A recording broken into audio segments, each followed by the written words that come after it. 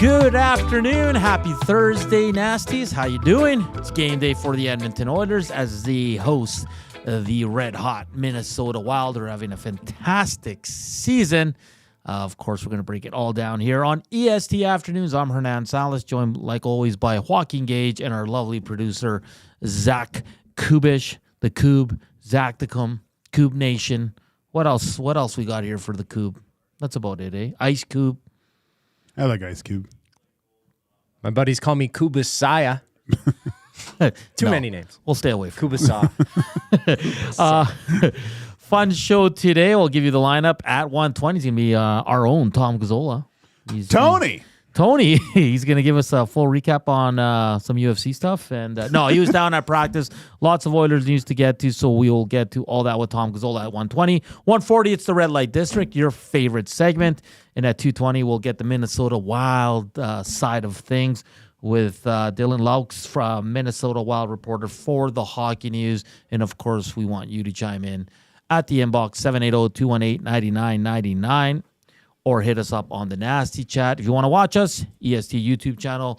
If you'd like to listen to us, EdmontonSportsTalk.com, iHeart, and TuneIn radio apps. And, of course, also in the second hour, the EST Flyaway to LA, which is proudly presented by the 780. It's EST Afternoons. We're coming to you live from the William Huff Studios. Gage, my man, how was two guys? It was good. Yeah. I was a little worried at first, seeing how how Dusty was going to perform. But he sounded good. Sounded all right.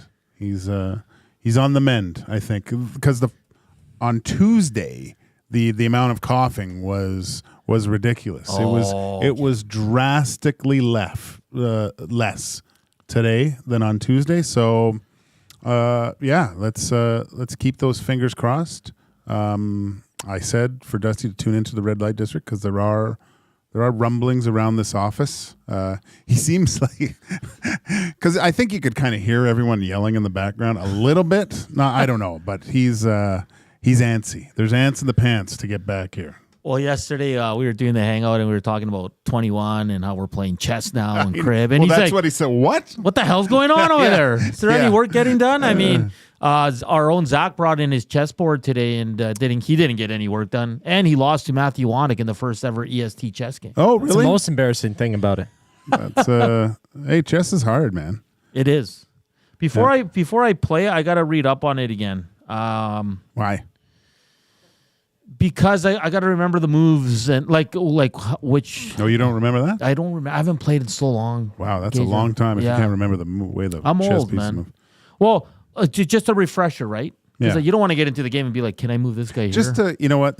Probably the easiest way. You could probably just get an app to play chess against the computer. Oh, that's and a then good one. Yeah, you just click it. It'll tell you where you can move the pieces, right? So Are you any good at chess? I used to be. Yeah. Yeah, we played. Well, that was back in the day on the bus where there was like a 8-inch screen and a VCR standard def that you could barely see. So Yeah. a lot of the times there was cards, guys would play chess, and so we played chess a lot. Nice. Yeah, I used to play back in school. I remember in elementary they used to have like a chess club, and I was in it, but I wasn't very good. I mean, some of the best movies are chess oriented. I don't know if you've Isn't there a show about chess? if you watch Queen's Gambit, it's a great show. And then I think it's called Deep Blue. It's the story of Garry Kasparov going up against IBM, like Big Blue. It was their first kind of supercomputer and IBM beat Garry Kasparov, but he swears that because he could never go into the room to see what was going on with the computer, and he swears that there was 2 grandmasters in there that he was playing against. Yeah, because he was doing moves that a computer doesn't make. Wow. Like and then when he finally did go in, they dismantled the whole thing, and IBM stock shot through the roof after that. Wow. There's a player on the Elks. He got traded, I think. Or released. Enoch McConsell, he said he was a grandmaster of chess. I'd love to go play like you see in New York when you're playing on the street. Not on the street, but like at a park and everybody's just kind of there with the timer and stuff. That's pretty cool. Real cool. Yeah. So we'll see how many games we can get in here for chess. I got to learn how to play crib. Is that what it's called? Crib. Yeah, I've never played crib. Yeah. So I think Trevor challenged everybody in the office for tomorrow. I thought crib was like a more vintage person's game than normal, right? It always seemed, but again, there was lots of guys on the bus that played crib too. Yeah. Oh, for sure. For sure. We got a lot of nicknames coming in for Kub. Should I read some? Kubusch. The Kubonic Chronic. I like that one. Oh, the Kubonic. The Kub Tube. I got one here from Joel on the inbox. Zach Attack. Kub Tubes are good for your own YouTube channel. But then there's already YouTube Trev, but Kub Tube would be good for a YouTube channel for sure. Yeah. Who cares about Trev? Yeah. I don't. Yeah, imagine our two producers are just YouTube stars, YouTube Trev and Kub Tube. Yeah, that's great. And you guys challenge each other?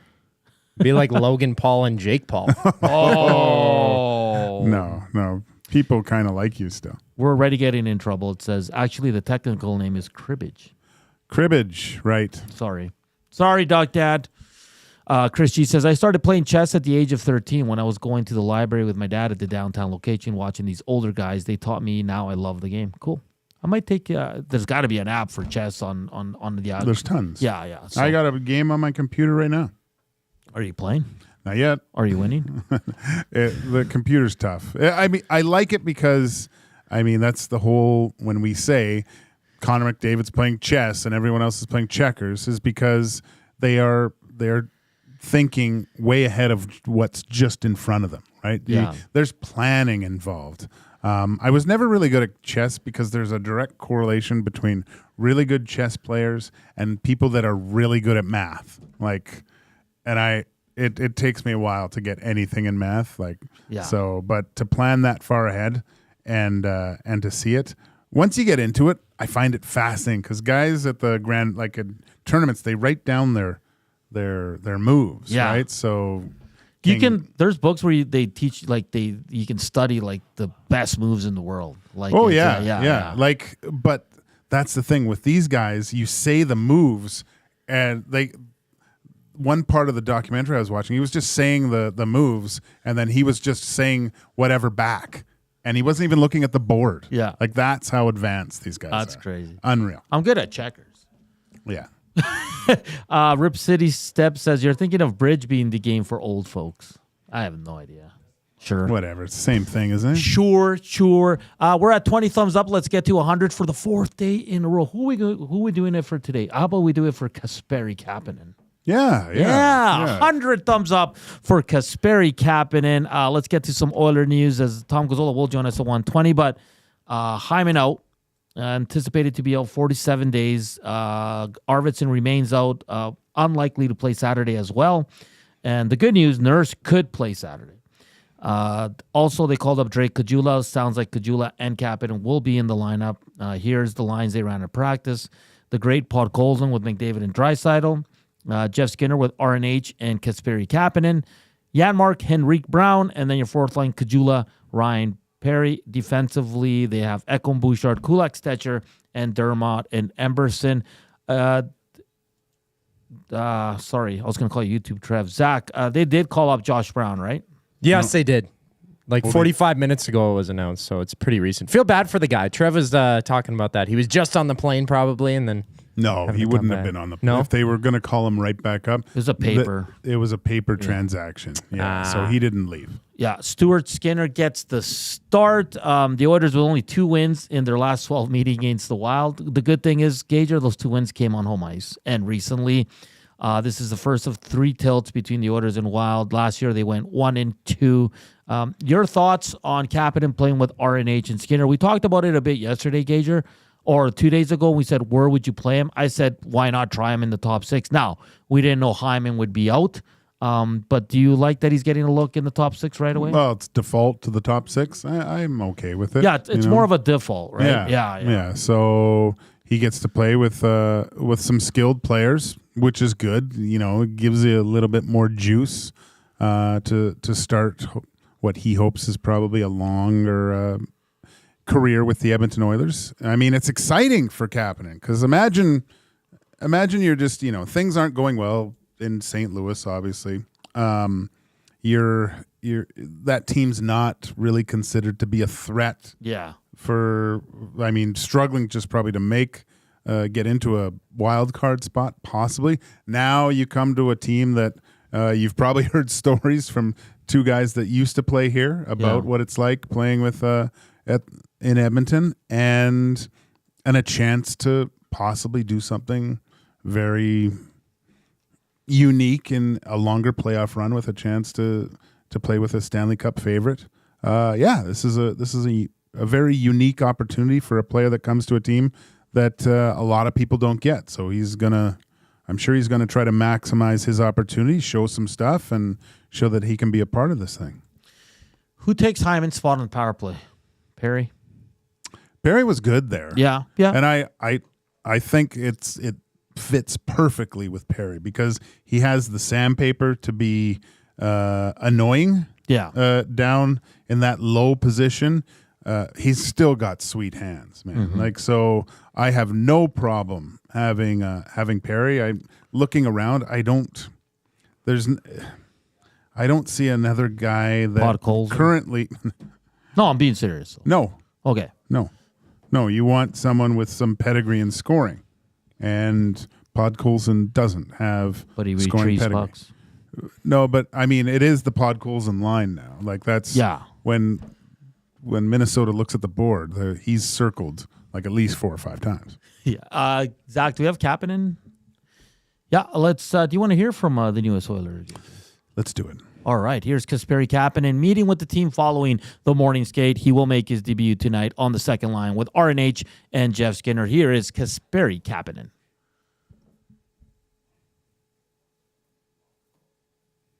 Oh, there's no volume. We'll switch it back. We'll fix it. Maybe we'll play it after Tommy's hit with us. Zach, sorry, can you try and fix that for us? I think it's my Premiere Pro that always records or transfers things without the audio, but thank you, man. Really, really appreciate that. Yeah, so I guess we'll ask our listeners, who would you play in the spot of Hyman on the power play? I can't. I'm looking at the lineup right now, and the only guy that makes sense is Corey Perry to me. I threw out Podkolzin because everybody's so high on him right now, and he could be an option. Let's just say Perry's coming off the ice, right? And he's really tired. Who would it be? I don't think you're putting in Reek Brown. Maybe Connor Brown as a long shot or Jeff Skinner. I think Skinner's the next logical pick at that point. But again, it's more of a. I think that position requires a guy that's used to being a net front presence, right? So you make a good point with Connor Brown. Who knows? Maybe it's Kasperi Kapanen. Yeah. Let's go back to last night. You had homework for our listeners. Watch the Vegas Golden Knights take on the Toronto Maple Leafs. Toronto with a good game, 3-0. Oh. What did you think of that hit? Everybody's making a big fuss about it. What did you make of it? See, I don't know what more White Cloud could do. When I look at it, it's a good hit. But because they're the wing of the arm is hitting the head, now it becomes that's what you consider a penalty. I don't think it's a penalty, but it is in today's game. It was only 2 minutes, and they reviewed it for a major, and they said no. Yeah, I know. And and Nyes is kind of bent over too. It's not the same as the Reeves hit by any means. Reeves could have hit. He really could have hurt. Well, he hurt Darnell, obviously, but I think the blow to the body could have done even more damage, actually, because he would have knocked Nurse straight into the boards. Who knows? Both are pretty vicious, but no. It's hard to at that speed. I don't think it was malicious in any way to hit the head of Nyes from White Cloud. I like the hit, but in today's NHL, it's just whenever it gets into that head contact. I mean, what are you going to do now? Are guys going to go so low that now they're taking guys' legs out? Like, it's just... Well, that's what in every hit is you got to defend yourself. And listen, the Reeves hit was, again, I don't think he went to hit him in the head. He just caught him there. It was a dirty hit. Call it what you want. He got suspended. by all accounts, Nurse said today Reeves went to apologize to him because they were both out of the game. Mm-hmm. And it's pretty impressive that Darnell Nurse might play Saturday. Like that guy can bounce back quickly because that was a vicious hit. We do have Kasperi Kapanen in here. It's about 2 minutes, so here's the newest member of the Edmonton Oilers. New stuff, and how's it kind of for you? Yeah, I mean, it's been a hectic couple of days here, but I'm happy to finally be here and then kind of get a game right away, and just excited for the opportunity. Coming to a team that has some fast players, obviously you've seen these guys, you know them. How do you think you potentially fit into this mix? Hopefully really well. I mean, I think I've got decent size, and I think my skating is probably the best attribute I have, so just try to use those as much as I can and just bring energy and then try to help as best I can. You always want to find a way to hook on, right? Find a way to make a difference. What do you think needs to, I don't know if anything needs to change, but what are you working on to try and really seize this opportunity? Just give it my all. I mean, just play 100% every game, and like I said earlier, just kind of use my speed and then my size, and just try to be some sort of factor out there and then help this team win. And this team's obviously a great hockey team, so I'm just trying to help any way I can. Playing in the Canadian market is a little more difficult than an American market, but you have experience in Toronto. Is there anything you take from your experience with Maple Leafs that you can apply here? Yeah, but that was 4 years ago, so I'm happy to be back in Canada and kind of just enjoy being in Edmonton, and I know the fans are love their Oilers here, so just try to play the best I can. What does it mean to jump right into the top six? As somebody with an offensive profile, how does that make you look at? Yeah, of course. I mean, I've been playing with some great players now, and like I said, I mean, I'm just excited for the opportunity. I'm just going to try to have a lot of energy out there and just enjoy hockey. Just try to be a complete player and then help. You might get a chance to play McDavid or Draisaitl or both tonight. Have you thought about how you're going to try to fit in with those guys? I don't think we need to, get ahead of ourselves. Just going in the game and play as best I can. And if that happens, then just keep playing the same way. And but yeah, we'll see. I'm just excited to get things going. That was Kasperi Kapanen, newest member of the Edmonton Oilers. He was claimed off waivers on Tuesday, Gager, and he will play with Skinner and RNH. Yeah, that was a good little interview. He said, hey, let's pump the brakes here. It's my first morning skate. I'm going to play my first game later, so he won't be playing with Leon and McDavid. But you never know, depending on how the game is going. But we're going to get to a break here as Tom Gazzola is waiting in the bullpen here. He'll join us. He was down at the morning skate, and he'll give us some more Oilers info ahead of their game against the Wild tonight. Also coming up, Red Light District and Dylan Loucks, Minnesota Wild reporter for the Hockey News in the second hour, as well as the EST flyaway to LA. Keep the text coming in. Keep chatting it up on the good old nasty chat, and we're at 32 thumbs up, well on our way to 100. Let's keep that going. Up next, Tom Gazzola from the Oil Stream pre- and post-game shows here on EST Afternoons. Joaquin Gage, Hernan Salas. But first up, here is Cube Nation with a sports update.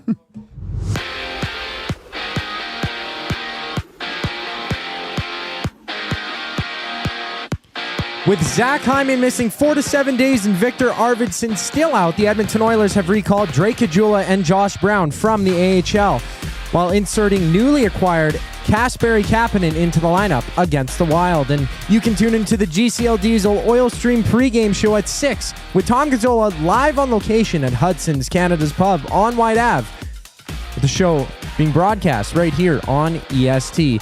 Elsewhere, Yaroslav Askarov makes his NHL debut his Sharks debut when they take on the Blues, while Frederik Andersen of the Hurricanes will miss 2 to 3 months after undergoing knee surgery, with Anderson sitting out since late October.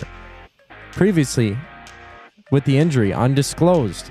In CFL news, the Edmonton Elks have been granted permission to speak with former BC Lions head coach Rick Campbell after he was relieved of his duties yesterday. And Thursday night football action sees the 8-2 Steelers kicking off with the 2-8 Browns, with Lieutenant Eric at the Century Casino Sports Barn Lounge and on Fort Road for the action. After the break, Tom Gazzola joins EST Afternoons. I'm Zachary Kubusch, keeping you in the loop.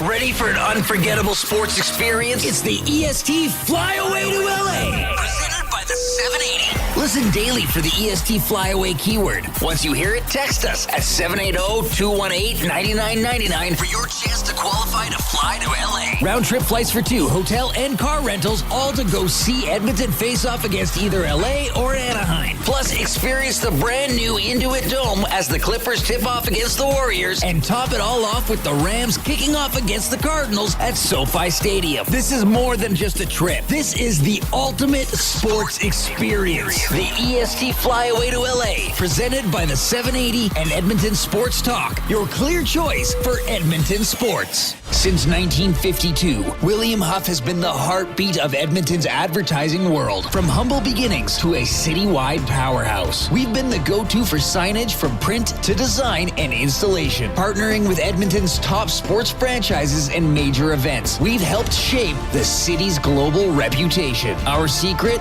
Unmatched customer service, decades of experience, and a passion for excellence we call the William Huff Advantage. Visit us online at williamhuff.com. You want the heavy hitters on your team, both on and off the ice. If you've been injured in a car accident, call the heavy hitters of injury law. James H. Brown and Associates, Alberta Injury Lawyers. With over 200 years of combined injury law experience, their precedent-setting lawyers are ready to help. Locally owned and proud Edmonton Oilers fans, James H. Brown and Associates wants to support you with their unrivaled experience, unrivaled results, and unrivaled commitment. When accidents happen, head to jameshbrown.com.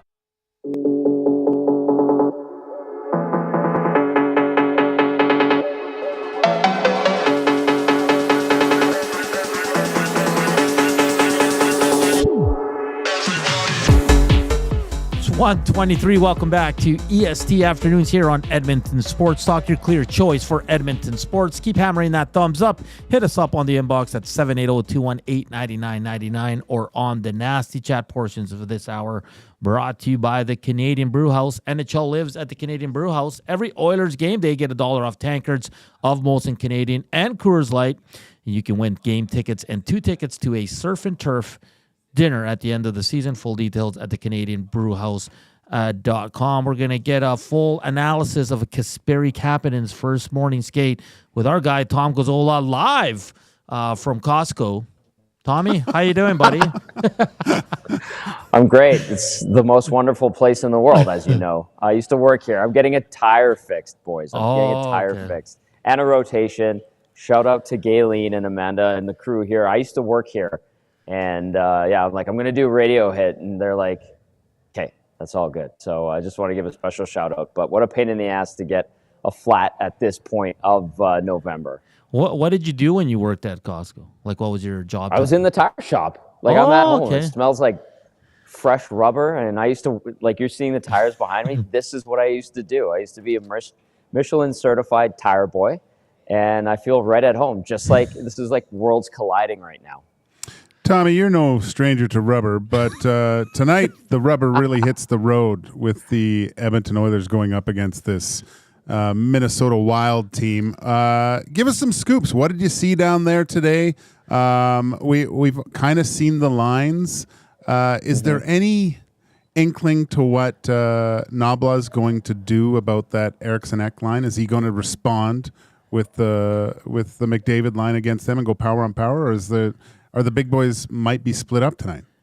Yeah, like Gage, listening, talking to Chris Knoblauch today, the only thing he really said in regard to that line with Eriksson Ek, Boldy, and then Kaprizov, obviously, was that they spend a little bit more time maybe talking about that line. And, you know, he was asked about the video work. So if they go power on power with the Podkolzin line. Podkolzin line. I'm sorry. Yeah, I really want to acknowledge that because McDavid and Draisaitl are just the chum on that line.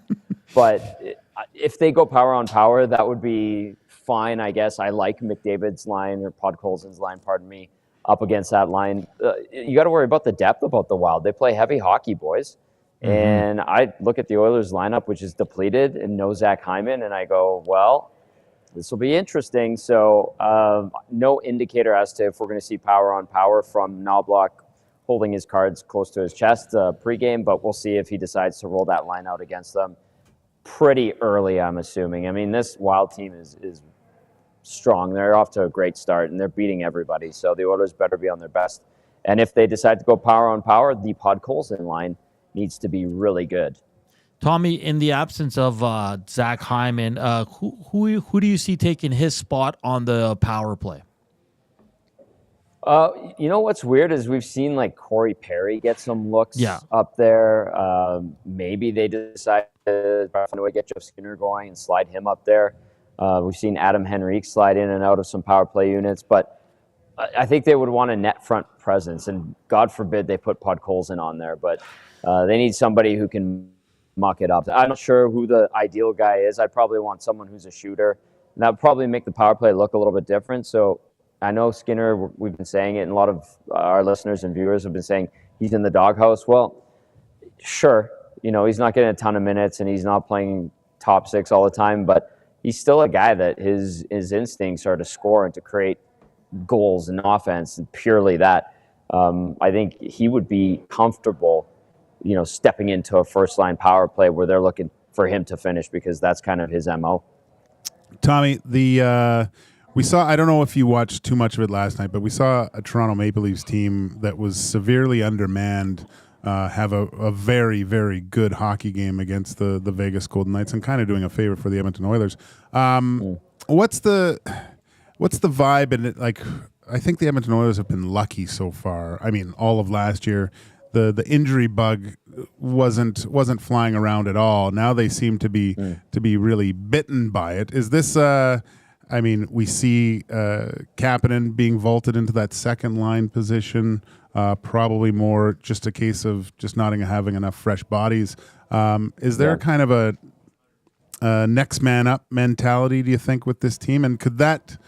I'm looking at it in a way that, okay, so we've got some guys out, even though they're coming home, and we usually see a home team take their foot off the gas, so to speak, after a road trip. So injecting kind of some new life, is that message next man up mentality with the Edmonton Oilers for tonight's game?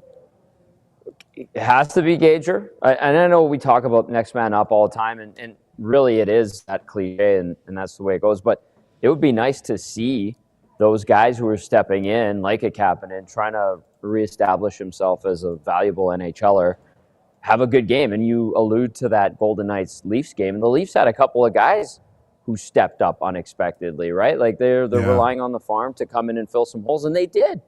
That's huge, and that's what you hope for from guys like a Kasperi Kapanen, who you claim off of waivers a couple of days ago. You hope Caggiula, in the limited minutes he's going to play, actually provide some spark, and that's kind of why they brought Caggiula back too. I think he's essentially an NHL guy that got caught in that middle part of what kind of NHLer is he.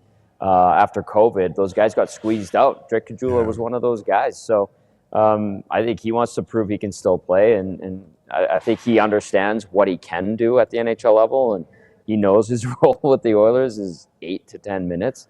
I think they can get solid minutes from those guys, and if they chip in offensively, that's the bonus. That's the Leafs model that we saw last night against Vegas, and I think it would kind of nerves around here for a lot of people, but time will tell, and we'll see what opportunity those guys get, because we all know that it's so tempting to just put the Podkolzin line out there every second shift.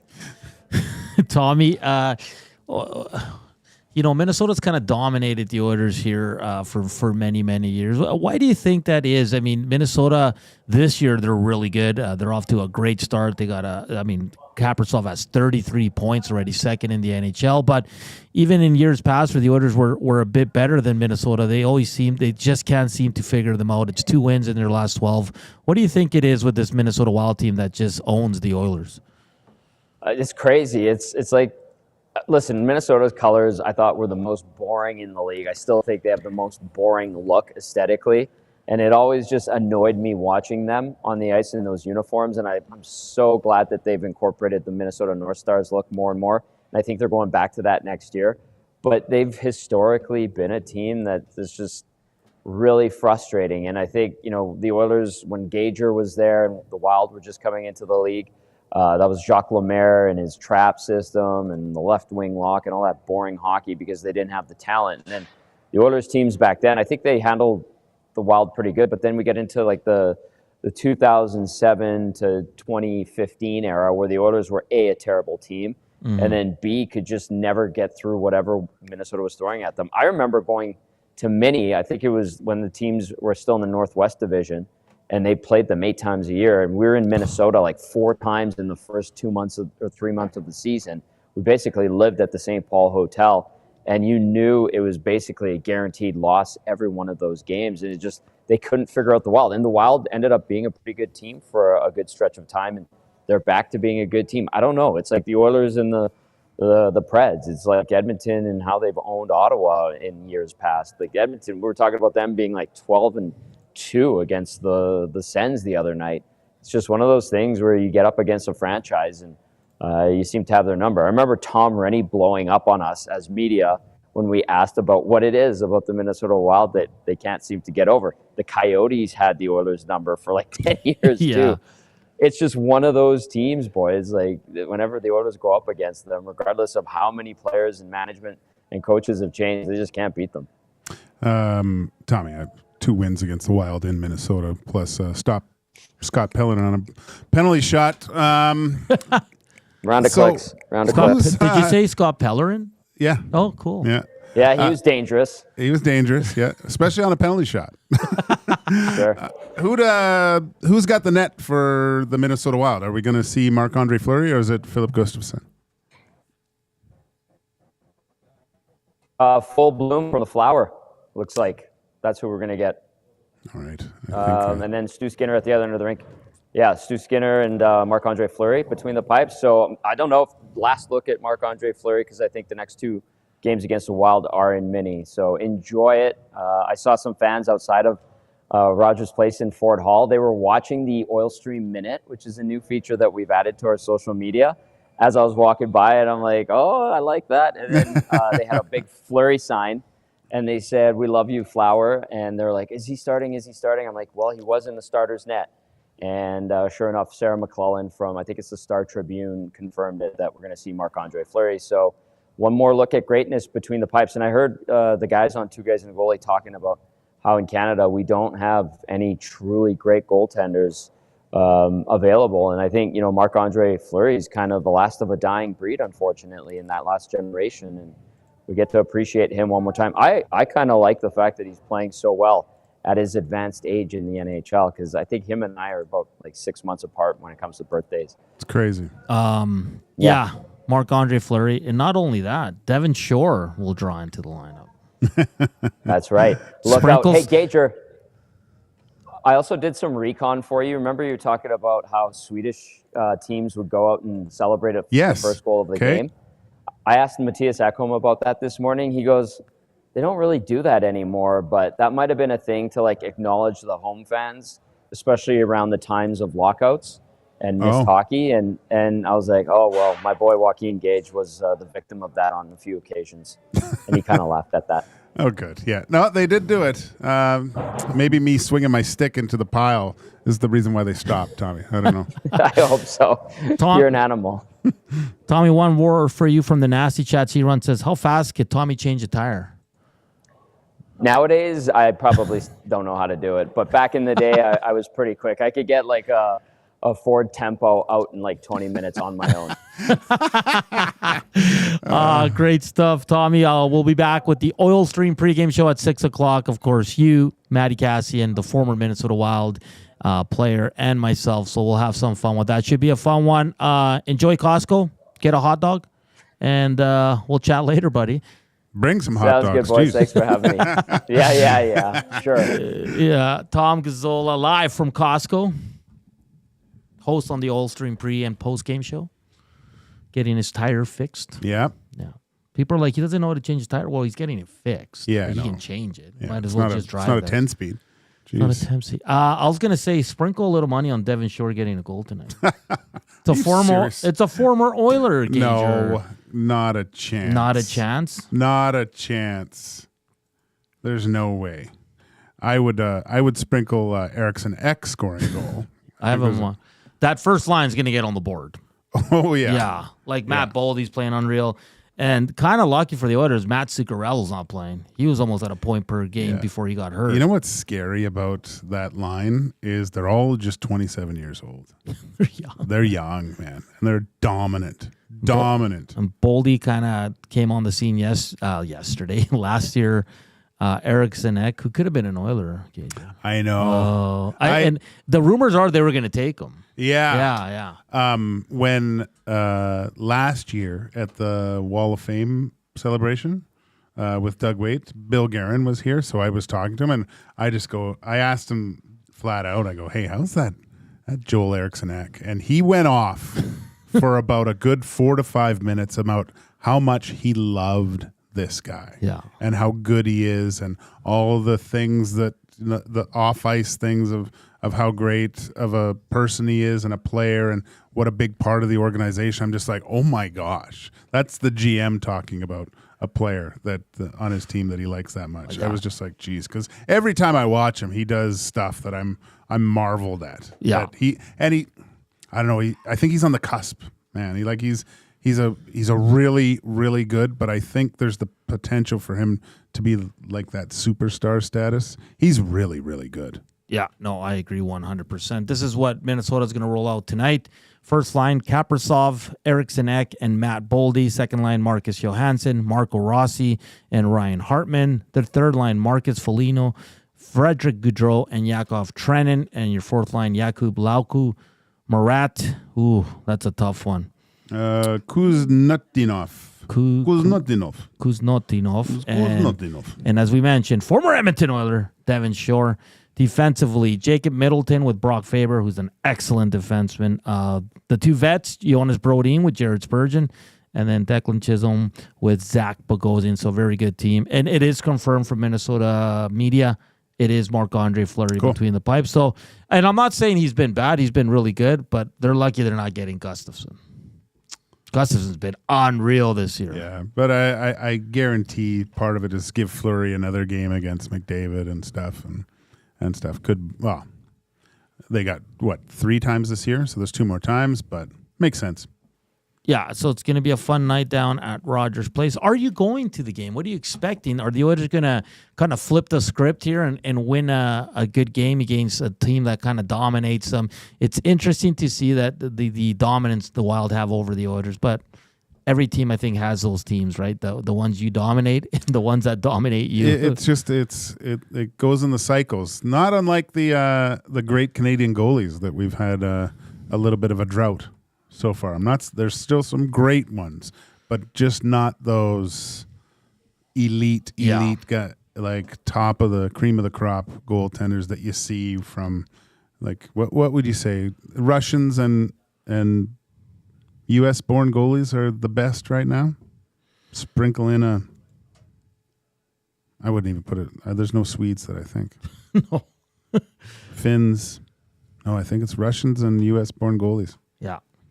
But I think Belzy, was I talking to Belzy about it? Just the way that the U.S. is now training their players and things like that. It's becoming a lot more of a program, and that's why you're seeing so many really good U.S.-born players. Like Hockey Canada might need a red wine summit here to fix some stuff. Like the Americans' goaltending, man, is just unreal right now. Yeah, no, it's you can't go wrong with any. I mean, look, I've said it before. The defense that you're going to have on both sides, but the Canadian decor, I think you put that up against anyone. I think it's still the best. So all you need is good, solid goaltending. Okay, I got the pronouncer for the player. We had trouble saying his name. This is directly from the NHL. Huznutdinov. Marat Huznutdinov. Marat Okay. Huznutdinov. So we got it. There it is. So we want to know, who would you play in this Hyman spot on the power play? Are you excited to see Kapanen on the second line? And what are you expecting tonight? We want to hear from you. Is it going to be dominance from the Wild again, or will the Oilers flip the script? And just quickly, some CFL news. Once again, as Farhan Lalji reports today, the Elks have requested and been given permission from the BC Lions to speak to Rick Campbell about their head coaching position, and the Bombers have granted permission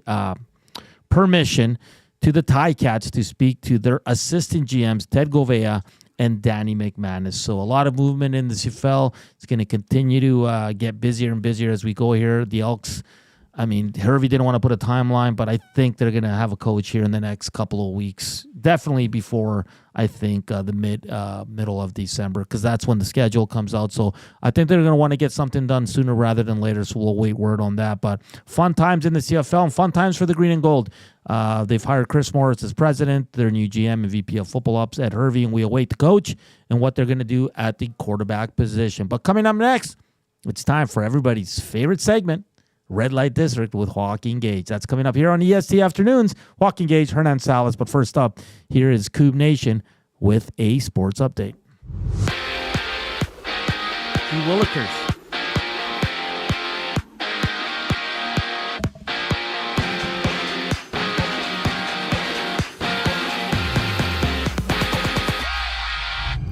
The Edmonton Oilers will be without Zach Hyman for up to a week, with Victor Ardvisson missing another game tonight. And Drake Caggiula and Josh Brown also got a recall from the AHL, while Kasperi Kapanen gets set to make his Oilers debut against the Minnesota Wild. Catch Tom Gazzola and Hernan Salas for the GCL Diesel Oil Stream pregame show at 6 o'clock, with the show live on location at Hudson's Canada's Pub on White Ave. Tune in only on EST. Also on the ice, it's the Flames, Rangers, Devils battling the Hurricanes, and the Senators dropping the puck, with the Golden Knights having 10 games around the NHL. And the Edmonton Elks have been granted permission to speak with former BC Lions head coach Rick Campbell, while the Blue Bombers have granted the Hamilton Tiger Cats permission to interview assistant general managers Ted Govea and Danny McManus about their vacant general manager position. And Thursday night football action has the Browns going at it with the Steelers, where you can join Lieutenant Eric down at the Century Casino Sports Bar and Lounge in Fort Road for the action. Just after the break, we dive into the Red Light District here on EST Afternoons. I'm Zachary Kubusch, keeping you in the loop. Wake up with the Nielsen Show with Dustin Nielsen and Lieutenant Eric. Weekday mornings 6 to 9 on EdmontonSportsTalk.com. Book your holiday party at the CBH today. The Canadian Brewhouse is your ultimate destination for events, parties, fundraisers, and more. 'Tis the season to celebrate. Visit and book now in-store or at thecanadianbrewhouse.com. Your brand deserves more than just a whisper, it deserves a buzz. At the Hive Product Marketing, they specialize in promotional products that bring the buzz. From eye-catching giveaways to unforgettable keepsakes, they got the perfect products to make your brand stand out and get noticed. Visit the Hive Product Marketing and let them create the buzz your business deserves. The Hive Product Marketing, the official merch partner of Edmonton Sports Talk. Visit them online at thehiveproductmarketing.com. Hi there. If you're like me, you like to picture yourself in luxury, even though there's absolutely no way you could afford it. And if you can, well, even better. Thankfully, I picture myself in something that is luxury, but still absolutely affordable, like the all-new Mazda CX-90 from Park Mazda. With the new luxury features like facial recognition settings and quilted detail Napa leather seating, I can pretend to be comfortable with all of my proper settings activated without even touching a button, thanks to Mitch Lewicki and the great staff at Park Mazda. I like to picture Mitch Lewicki in a tuxedo t-shirt because it says, like, he wants to be formal, but he's also here to party too. Park Mazda, your dealer for life in Sherwood Park off Y Road.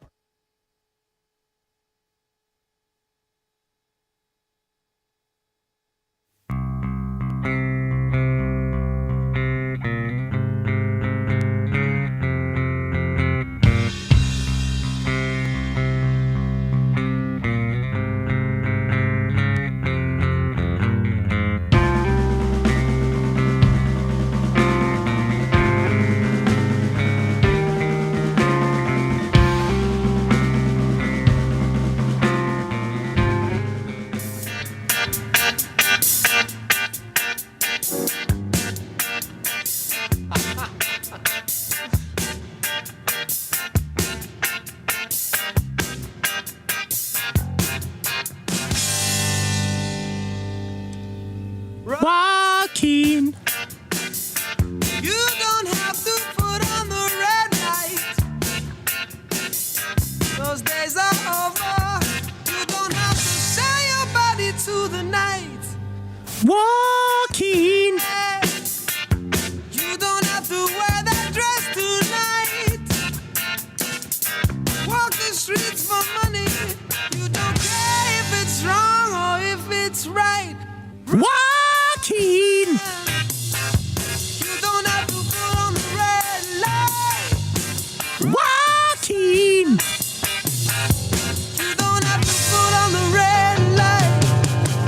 Joaquin.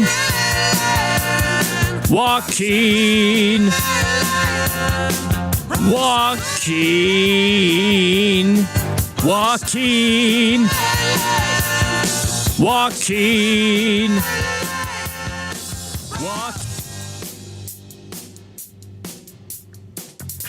Welcome back to the show. It's Joaquin Gage with Hernan Salas.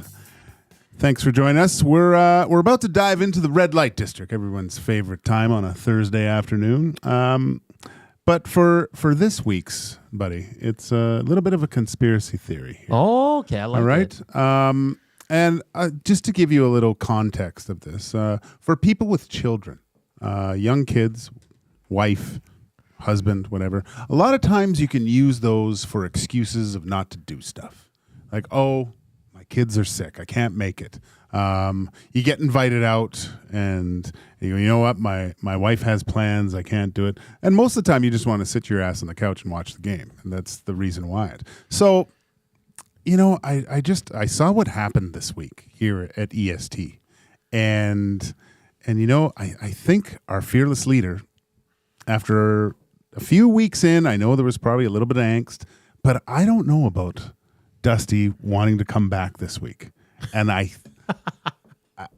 don't know. It just seems to me that he said he was going to be back. He was scheduled for Thursday. Today. This morning. If not, it was going to be Friday. And then we heard some mysterious things about some medication that wasn't going to be taken. Yeah, I don't know anything about this. And all of a sudden, we find out that Dusty is still doing things from home. Yeah. So I think that this was all planned, because who starts back on a Thursday? Nobody. Nobody starts any routine on a Thursday. It's always the Monday. Yeah. It's the Monday. Yeah. So I think Dusty just wanted a month off, just wanted to relax, play some vids, was probably down in the simulator, a little, some, what do they call it? NHL, what do they call it? The kids call it? Chell with Marshall and the Muzz. I just think he was just Big Daddy Dusty this past week and goes, you know what? I'll just get back at it Monday. And blame Tammy. And blame his wife. Yeah. Yeah. So Tammy, I'm sorry about this. This is it's got to be tough. But I think this is just Dusty. You know what? I want a few more days. Maybe he got used to being at home. It's not that hard, man. Maybe he's gonna do the morning show from home now, remote. He won't come in anymore. He's like a poor man's Howard Stern now. Just a couple days a week. And there was such anticipation for the return today. I know. There was a lot. It was a lot, and it was even for us. It was disappointing when we got the message yesterday. Yeah, you could feel the letdown. Yeah. I looking at the nasty chat this morning at 6, like it was buzzing. It was just buzzing. And so Dusty, you know what? It's okay, man. You want to stay home a few extra days. You don't want to come in here, play chess, couple one-on-one, some basketball, some cribbage, right? Cribbage. I did see him answer someone on the nasty chat yesterday. I think, are you going to eat more veggies now? And he said never. So he's learned nothing. The regiment we built for him to live a healthier lifestyle, so he doesn't get sick for so long. Yeah, no. I don't think he's going to follow any of it. No. It's C-Run says maybe he was working out. Unlikely.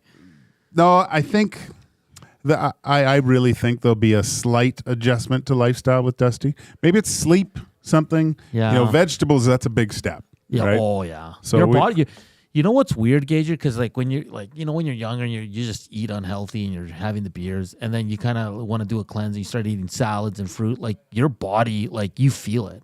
Right away. Like right away, your stomach. Yeah. But it's good because it's getting good. What's the word I'm looking for? Nutrients, whatever you want to call it, into your body instead of all the, like processed stuff. Right? We've all been there. Well, yes. You know what's a real telling sign of it is that after putting the good fuel in the system, that flush, that first movement that you have. Everyone's got their own smell that they're used to, but that first one to get rid of the nasty stuff, you're like, who is that? Yeah, that's a good sign that you're on the right track. Yeah, it will change the way you go to the bathroom, I guess. Oh yeah, and some interesting smells, but it's good for you. Very good for you. Yeah. I'm just saying the first two. Don't be afraid, Dust. Just to that just to clear out the bowels. Yeah, exactly. And get yourself a squatty potty. I swear by that thing. Rip City Step says he heard all the great TV shows you guys mentioned yesterday. Decided to come back Monday. Smitty the Weather says, no doubt, Gager. Nobody is sick for 30 days. No, yeah. C-Run says adding water to his diet makes it healthier, but he does drink water. Yeah. Yeah. Another big fan says, haha, benefits of being the boss. Yeah, we definitely missed the big boss around here. It's been Maddie's pretty stern in the way he runs the shop here. Oh gosh, but we're playing cribbage. I know, but we're playing a lot of games. So the funny thing, I'll take you inside. He bought a bunch of packs of sours, like little containers of sours, guys. It's like cola flavored and stuff. So he put one out on Monday, and it got taken down like in an hour. Oh yeah, with all of us here. So today I said, Maddie, are you going to put another one of the sours? He went and got a bowl and only put a handful in there for us. I didn't even get any. Is it gone? Yeah. Oh. So that's Zach ate like 40. The candy cube over there. Yeah. He's got the biggest sweet tooth I've seen. So he's controlling our sours intake. Yeah. Yeah. Which is probably a good thing. Probably good. We should have some fruit around here, though. Really. Yeah, I brought fruit. I always bring fruit. Yeah, just for yourself.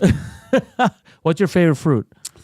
Right now, I go in spurts, but Cosmic Crisp apples are awesome. Nice. That's very specific. Yeah, I know. But there's you go into the market, how many apples there are, right? I know. And I hate it because my wife always says, get me some apples, and I just buy whatever. And just not these ones. And so I go, well, which ones do you want? So these Cosmic Crisps. And you know how sometimes you go out there and you're shopping for your significant other. Yeah. And you're looking for the one thing that they ask, and it's right in front of you and you can't see it. And I get all mad. I go, why did she say these were here? They're not here. And then I ask some little snot-nosed kid that goes, hey, you got those apples? And he just points, yeah, they're right there. It's like, then I feel like an idiot. We bought some mandarins over the weekend. They're fantastic. See, this is the time to buy I don't buy them any. Well, there's people in my household that buy them all year round, and I hate it. But right now is Christmas time, mandarin oranges. So my favorite fruit is pineapple, but I do eat a lot of bananas. Yeah, love bananas. Have you ever had dragon fruit? Dragon fruit? Yep. We just bought one, and we're gonna try it for the first time. Okay. We've never. Is it good? Luck. It's whatever. It's all right. Yeah. Koob, you got a favorite fruit? Do you even eat fruit? I love fruit. I'm always eating fruit. Probably kiwis is my good go-to. one. I love kiwis. Do you like grapefruit? Yeah. I love grapefruit, man. Yeah. I think it's gross. Oh, grapefruit juice. Like I'll have it, but no. Freshly squeezed. That's too much. I'm not gonna freshly squeeze it. What do you think Dusty's favorite fruit is? Hot dog. Sour peach keys. Yeah. We'll hope the big guy's back Monday. We'll see.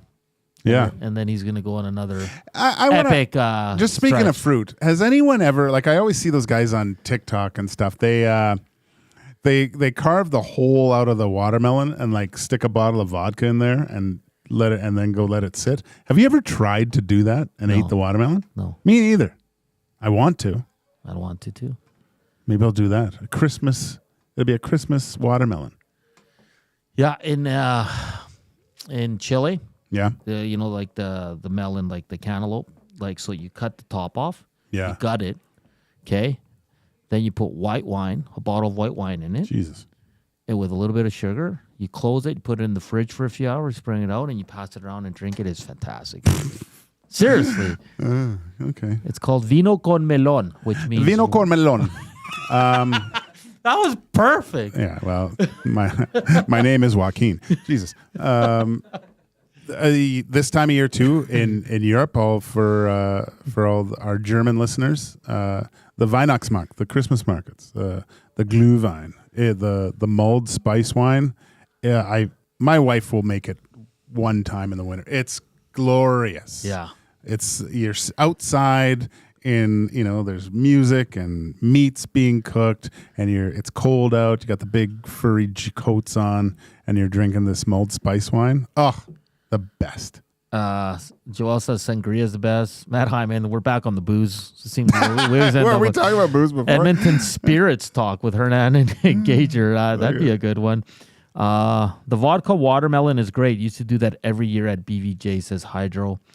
The other thing we do in Chile is red wine, Gager, and then you put like either cut up peaches or you put strawberries in it. Okay. And then you serve it with the fruit, you drink it, and then you eat the fruit. Oh, it's a good buzz. Yeah. Probably just get crushed. Yeah. So similar to sangria, but a little different. Yeah. VR says Dusty's favorite fruit is plum sauce for the tendies.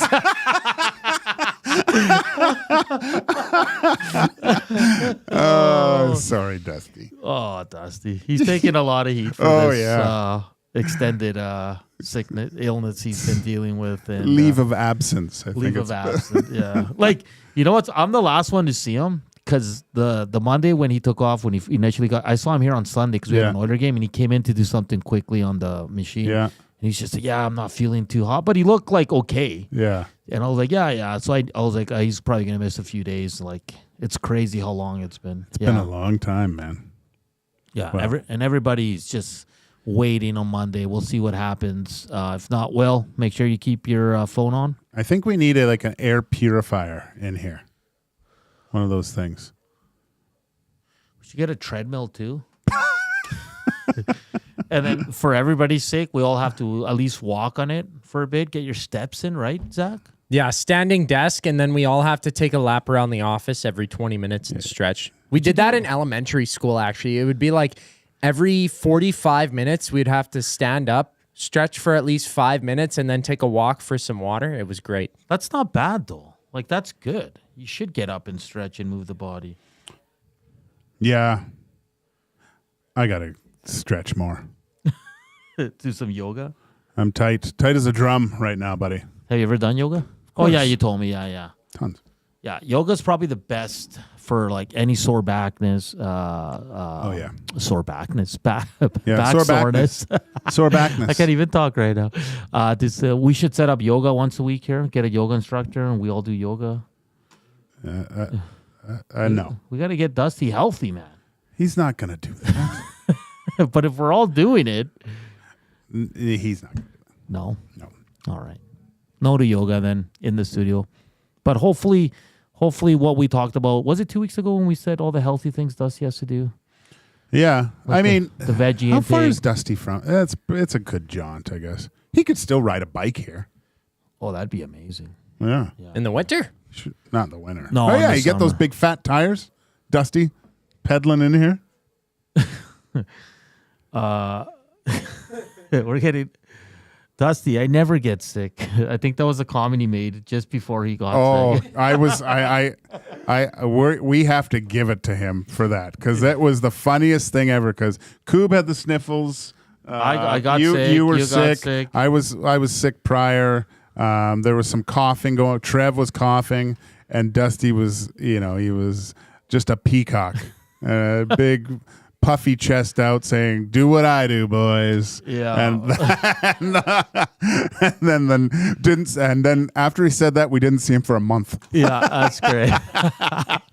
All right, that'll do it for hour one here on EST Afternoons. A fun hour. We're at 51 thumbs up. Let's get 49 more. Let's do it for Kasperi Kapanen and send him some good vibes. Hopefully he can pot his first goal as an Edmonton Oiler tonight, as they'll be in tough against a very, very, very good Minnesota Wild team. We will talk to Dylan Loucks from the Hockey News, who covers the Wild at 2:20, and we'll continue the Oilers, some NFL, some CFL, and whatever you guys want to talk about. Fruit, or how to get Dusty back to 100% health. All that coming up. Or sore backness. In the second hour, as well as another qualifier for the EST Flyaway to LA, which is proudly presented by the 780. EST Afternoons with Joaquin Gage and Hernan Salas is back right after the break. Celebrating 70 years in the signage industry, William Huff Advertising is the most recognized name in the game. An in-house, one-stop shop for all of your design, print, and installation needs. William Huff provides quality graphic solutions for everyone. Here in our City of Champions and throughout the nation, they are the preferred signage partner entrusted by many of the biggest corporations, pro sports teams, and organizations to bring their identity to life. Recognize the name, get in the game. WilliamHuff.com. Looking for a winning strategy for your retirement? Contact me, Joaquin Gage at K4 Financial, where expertise meets dedication. I will always look for a careful approach to your retirement, ensuring your financial future is secure. From tailored strategies to clear, actionable advice, I'm here to guide you every step of the way. Don't leave your future to chance. Get in touch with me, Joaquin Gage, today at k4financial.ca or email joaquin.gage@k4financial.ca to start planning for a brighter future and a more secure retirement. Edmonton Sports Talk delivers a mass audience of key, influential customers to your business, all while you associate your company brand with the biggest names, the hottest sports news, and teams from every league around the globe. It's where fans go to get their sports fix and where our partners find the most loyal consumers. Contact us today and see how our team on Edmonton Sports Talk can score the biggest goals for your business. With various advertising options available, email business@edmontonsportstalk.com or head to our website, edmontonsportstalk.com.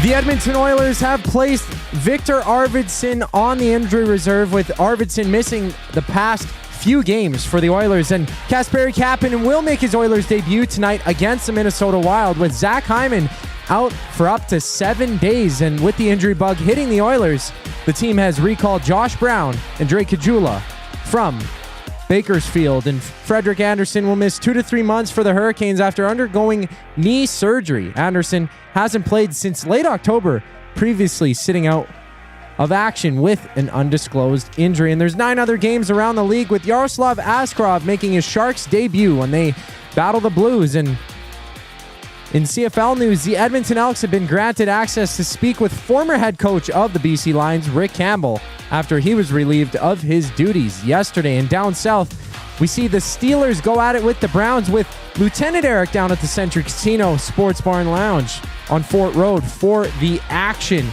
EST Afternoons with Hernan Salas and Joaquin Gage continues right now. I'm Zachary Kubusch, keeping you in the loop.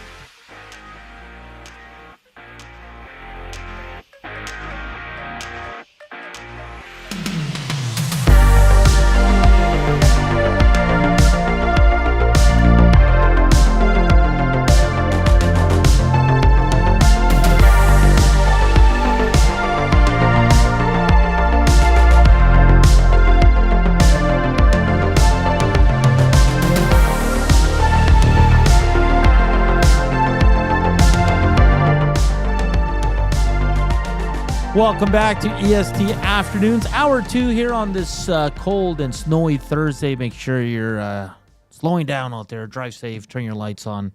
Let's get everyone home safe. It's Hour 2. We'll continue the conversation. Oilers just announced Victor Ardvisson to the IR. Not good news.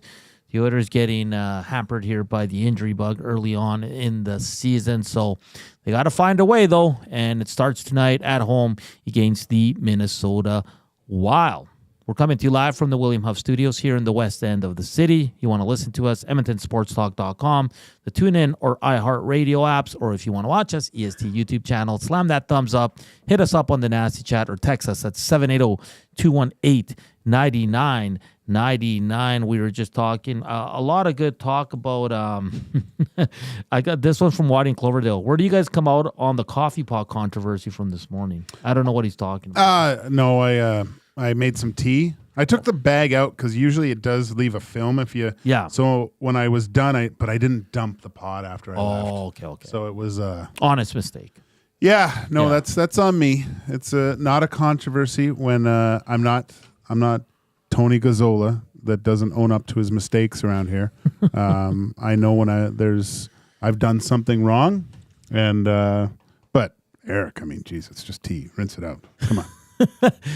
This one's for Jody, who's asking for Oiler updates. She says she's been busy this afternoon. So, yes, Ardvisson out on IR. That was just sent out by the Oilers. Zach Hyman is also out tonight and is expected to miss 47 days. Nurse is feeling good. We could see him. It's a possibility on Saturday. The Oilers have called up Caggiula and Josh Brown. Caggiula draws in on the fourth line with Ryan and Perry. McDavid and Draisaitl will join Podkolzin on the first line. It's Skinner, RNH, and Kasperi Kapanen making his Oilers debut, and then your third line of Janmark, Henrique, and Brown. Defensively, right now, it's Ekholm, Bouchard, Kulak, Stetcher, Dermott, Emberson. So there, you're totally up to date. And for the Minnesota Wild, Marc-Andre Fleury will get the start between the pipes. And former Oiler, Devin Shore, gets a start. I liked Shoresy. Did you? Yeah. He had some good moments. Yeah. Yeah. He was fourth line and did everything quite well. And who was it? I know a guy that was, I think he was going to the one of the alumni skates, and I got to remember what it was because I'll butcher it, but it was a funny saying that Devin Shore said. He said that he asked my buddy, how's it going? And they go, just taking it one day at a time. And he was like, yeah, me too. Something like that. So, I thought he was a pretty good player, just kind of, in that fourth line role that did some good things. Didn't he have a few, I want to say he had empty net goals. He was out there at the end of the game and he scored a few empty netters. He did. He did. He went on a stretch in his last year with Edmonton where it was like a week and he was on a heater. Yeah, he had like 3 or 4 goals, didn't he? And then they would take him out of the lineup. Yeah. He just couldn't. He could Who never was coach stick. at that time? Was it Tip? It was Woody, I think. Was it Woody? Yeah, I'm pretty sure it was Woody. I saw this question the other day. Are you surprised he doesn't have a job? I know he didn't he go to Philadelphia for camp? Just to learn and hang out. And I wouldn't say I'm surprised. He's a good coach. Didn't coach a lot in the NHL as a head coach, right? No, just barely, just over a year, right? And he kind of went I don't know the relationship with him and the players. I won't assume either because I don't know if it was good or bad. It was just a bad start to the season. And Jeff Jackson wanted his guy, and it's obvious his guy was Chris Knobloch. So he was maybe he was hoping for them to struggle to start. Just an excuse to do it because you want your guy, right? I think so. Yeah, and Woody wasn't his guy, so I wouldn't say I'm surprised. And Gager, he might not get a head coaching job. He might have to go in as assistant again. Yeah, I mean, the thing that strikes me first is after this amount of time, if it hasn't come around, a lot of times you see coaches even go overseas, and maybe coach there just to keep the juices flowing a little bit, right? I'm always puzzled by it. Both former coaches of the Edmonton Oilers, Kevin McClellan too, he was on the short list of a lot of teams, I think, as well. He interviewed in Columbus. Yeah. And so did Woody, I think. But I think so, yeah. Is it do you think once you coach in the NHL, it's what if he got offered an AHL job? Do you think he'd be like, I'm better than that? Or do you think he'd take it? I think right away he would probably decline to see what's still at the NHL level. But, I mean, it was night and day from Woody to Coach Knobloch, right? With Knobloch is a pretty open book when you see him in his interviews of talking about people. Yeah. Woody was a lot more guarded from who's starting. Oh, you'll have to wait and see. It was always a cryptic message. Yeah. And I know it's fine. I understand it, but it gets a little tired. Really? He was getting it, and I was with the Elks, so I wasn't involved in any shows or covering the team, but it was getting kind of annoying, the way he was just kind of being with me. Wasn't it? Yeah. And I get sometimes you get annoyed with media or certain members of the media, whatever it is, right, for what they're writing or what they're saying. And it's fair game, though. That's part of the gig. Yeah. But, yeah, towards the end, he was just being really bitter. But I just remember the first game where Knobloch, or second or third game, Knobloch was coaching, and the question was posed to him, who's starting in goal for you? And he was like, it's Stuart Skinner. And everyone was like, whoa, what?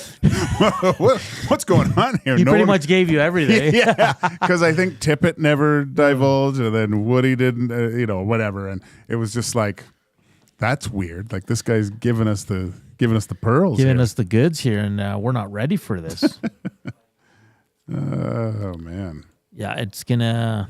Yeah, it's interesting to see if Woody will land the job. I could see it more being an assistant, but maybe he wants to hold out for. He was assistant for so long, right? Like he probably thinks he deserves a head coaching spot. But so I saw this yesterday from some Boston media. So they fired Montgomery, right? Yeah. So interim tag goes to Joe Sacco, who was part of the staff, whatever. He made no changes to the lineup. So like Boston fans and media were losing it. They're like, what are you doing? You're doing the same thing that this coach did to get fired, right? But if you're looking at that lineup, Gage, like I'd put that more on the GM. It's not a very good lineup. It's a lot of guys that don't produce. Well, that just aren't producing now, or here, let me read you. Morgan Geekie, not a traditional producer. Pavel Zacha, a good player, but not a top 6 guy. Pasternak, down year. Marchand, down year. Elias Lindholm, down year. Justin Brazeau, young guy, no one really knows. Charlie Coyle's always been kind of a good player, Gager, but he's like a middle 6 guy, right? He's not an elite goal scorer. Trent Frederick's tough. He can chip in with offense from time to time. Merkulov, young guy, and then you look at their fourth line, which fourth line guys usually are there for just different roles, not really scoring. So when you look at this team, it's like, well, what did you want him to do with this lineup? Yeah, it's Pasternak, Marchand's, he's not young. He's 36 years old. Yeah. Lindholm, who I've always liked as a player. I was shocked that he didn't have success in Vancouver. I thought he would be a lot more successful, but now he's got a huge contract with the Boston Bruins. Charlie Coyle, I've always liked. Look, man, one of the number one reasons that coaches get fired is the play of their goaltenders. Yeah. And Swayman and Korpisalo have been very pedestrian so far. Look at every goaltender or every coach that the Edmonton Oilers have let go. Look at their goalie stats at the time. They're not good. Yeah, no, and it's a lot of things here with this team. So, but that's what I mean. Like, you fire a coach who had an amazing record, but the GM put this team together. Yeah. The coach can only do so much. And, Morgan Geekie, Zacha, and Brazeau are probably not top 6 material. Geekie's kind of never been a goal scorer. He has moments. Zacha, same thing, veteran two-way guy, and Brazeau's a young guy. So, and the good point on Elias Lindholm, I thought when he went to Vancouver, I was like, but he never had the success there. He's not Calgary Lindholm anymore. No. Because he was awesome in Calgary. He was unreal. Every game he scored against the Oilers. Yeah, him and Backlund. Yeah. It seemed like every game, those two would score. Matt at the Garrison says, is it just me or are there a lot of stars having down years this year? Yeah, I would say so, Gager. You'd have to say. There's a lot of injuries too. You look at Austin Matthews now going to Europe to see a specialist. I'll give you the top 5 point getters in the NHL, Gager. Nathan McKinnon. This is in order. Kaprizov, Nick Ash, Reinhart, Dylan Strome. Dylan Strome? There's 2 names there that probably you wouldn't have in the top 5, which is Martin Necas and Dylan Strome. Correct? Too bad we don't have that Strome goal song. That's crazy, actually. McKinnon, you'd obviously think he would be there. Kaprizov. Necas. And Reinhart was outstanding last year. Eichel, Strome, Makar. Yeah, it's weird to see an Oiler not named McDavid in that top 5. Draisaitl's down there, but like Dylan Strome stands out. Oh, for sure. But half of that, I don't think you realize what a good player he is. Like, he's a really good player. When the games against the Oilers, he looked really good. And he said it before the season. I'm looking to give the puck to Ovechkin, and Ovechkin having 15 goals at this point surely doesn't hurt. Strome has 22 assists already. Can he keep that up without Ovechkin? But good on him. Like you said, 22. He has 28 points, 22 assists, Martin Necas, I think he's finally living up to the potential. So good, man. Oh, he's leading that team right now. Yeah. Like he's been good every year he's been in the league, but I think this year he's just going to pop off. He already is. Third in the league, Gager. Didn't you just say that Freddie Anderson's going under the knife here for... Yeah, he's going to be out for 8 weeks, I think it is. I mean, he had some pretty good numbers before he left there. So he was playing well. Remember the game here? Awesome. Yeah. Just awesome. I've always liked Freddie Anderson. I thought he was always great. Just, he got into that injury bug, especially in Toronto when he was there, right? And just seemed to couldn't get out of there. Campbell comes in, plays great. Didn't Jack Campbell win his first 12 games in the NHL with the Leafs? And then, I thought had 2 really good playoff performances. I don't think you can hang the losses. I think he went to Game 7 both years, but the Leafs couldn't get over that hurdle. Yeah. Mike from Calgary. I remember Shore was scratched in Game 5 Battle of Alberta in the playoffs, and they won on the McDavid goal, and McDavid came down the tunnel, and they were both jumping around. That was good. Good memory, Mike. That was McDavid looking like a little kid. That was cool. Yeah, that's good. We're going to get to a break here. Coming up next, we will preview the Minnesota Wild with Dylan Loucks from the Hockey News. We'll get a good conversation in here about why the Minnesota Wild are so damn good this season. That's all coming up next here on EST Afternoons as well. Coming up in later. Keep it locked here. It's the EST Flyaway to LA. We'll have another qualifier, and that is presented by the 780. We'll talk Minnesota Wild on the other side of the break. It's EST Afternoons. Joaquin Gage, Hernan Salas. But first up, here's Kubes with a sports update.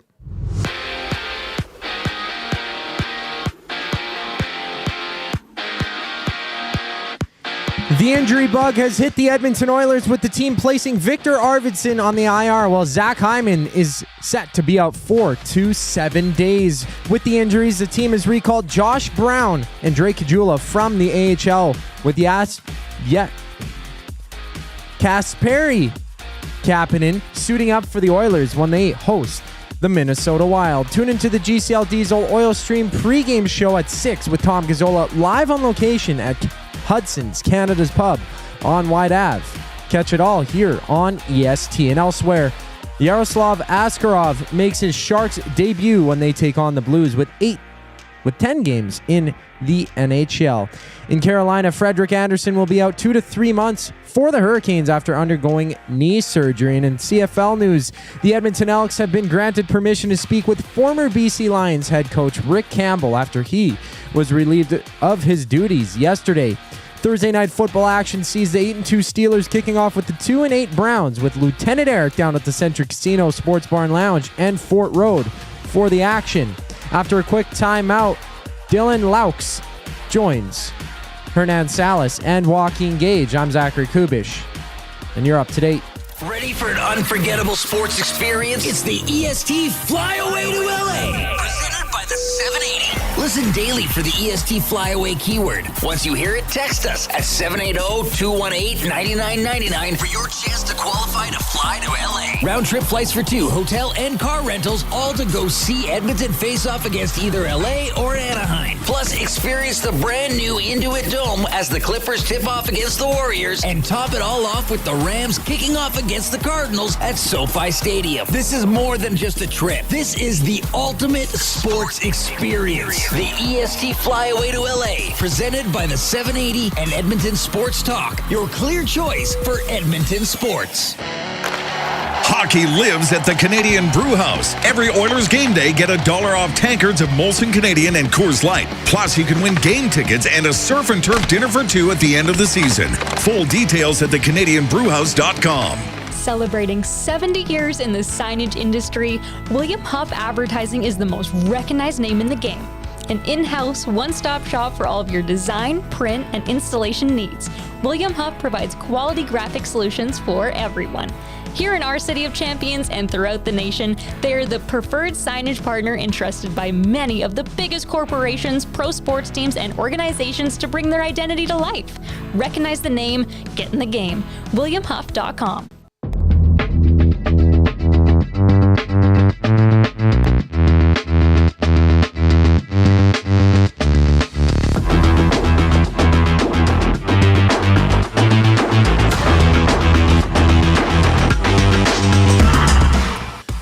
6:22. It's a snowy Thursday afternoon here. It's game day for the Edmonton Oilers as they host the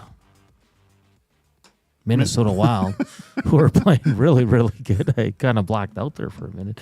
We're going to get a good beat here on the Minnesota Wild. It's the first look we get at them, and they've been playing lights out. Gage having an excellent season. A lot of their players having, Kaprizov's second in the league in scoring. Gage loves Eriksson X games. Matt Boldy's playing really well this season. Unfortunately, they're without Matt Zuccarello for this game, and I know he's been out a few here, but we're going to get talk all things Minnesota Wild now with Dylan Loucks from the Hockey News. Dylan, thank you for taking the time this afternoon for joining us. How you doing today?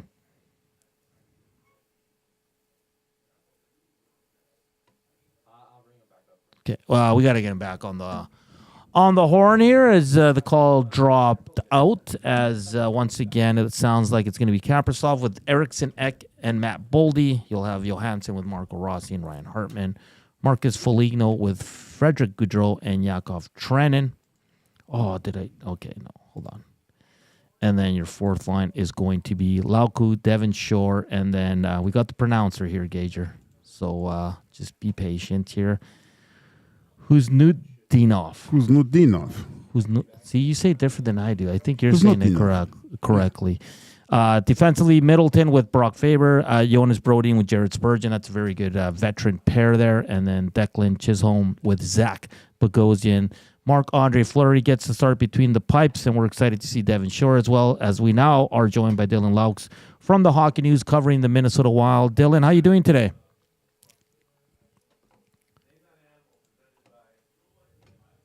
Nope, nothing yet. We'll have to get Iwanek still in the building. We'll see if he can figure things out for us. It's too bad. We always have issues with the phone here, so it's on nobody. It's just the phone connection's a little wonky sometimes. So we'll keep trying here. We got time, so if we can get him on here for at least 6 to 8 minutes, that'll be just dandy. But the Edmonton Oilers again plays Victor Ardvisson on the IR today. Not good news for the Edmonton Oilers. Hyman, they're saying right now 7 days max, and sounds like Darnell Nurse might return by Saturday against the New York Rangers. I know you never want to look ahead, but that game I'm pumped for. Saturday? Yeah. Rangers? Why? It's because it's like original six. They're a really good team, and when they meet the Oilers, it's always high scoring. And McDavid scored that beauty goal years ago. That was remember crazy. that? It's Saturday night. It's always a good time. Will you be there? I don't think so. No. I'll skip that one. Let the fans enjoy it. I'll watch it from the confines of the Gage household, probably. I mean, two really, really good hockey teams. Again, measuring stick kind of 2 games coming up. And the ability, look, it's funny how, you look at the standings in the Pacific and you look at the record of the Minnesota Wild, and it's weird that, how well the Minnesota Wild have been playing, and how we've kind of been critiquing the Edmonton Oilers, but they're still in striking distance here. They're 3 points back of the top spot. It's crazy how it's gone. Just goes to show you how well that the year ended, and I'm not even saying the playoffs, just the regular season. Yeah, the Oilers were really feeling it at that point. They were a complete wagon at that point. So what you're saying is I've been a little dramatic. I think we've all been a little dramatic. It's fine, but I'm really looking forward to this because Kaprizov is just such a phenomenal talent where I'm not saying he's Connor McDavid. Probably the only similarities are that he wears the same number. Yeah. But this is a guy that right now people are talking as the MVP of the league. This is how good Kirill Kaprizov's playing. So definitely someone to watch. We were talking about Eriksson Ek before. He's had a lot of success against the Oilers. And who's really, if you want to watch someone and just marvel at their talent, is Jared Spurgeon. Yeah, he is really, really good. Cass has a great story about him. All right. We're going to see if we can connect here with our guy, Dylan Loucks from the Hockey News. Dylan, are you there? Nope. Yeah, we're having some technical difficulties here. We'll continue to work on that. Yeah, Jared Spurgeon, I mean, local guy. A lot of injuries the last couple of years. Well, especially last season. Last season he had the season ender. But little dude can move the puck extremely well. Watch him play tonight. Yeah. When he's on the ice, like Cass. I'll get to the story that Cass tells. I think Jared joined his team in the American League a little bit later, and everyone's kind of on the team and we're like, oh, who's this guy? What's he doing? He's kind of small. He's a D man, and he got the puck behind the net and just.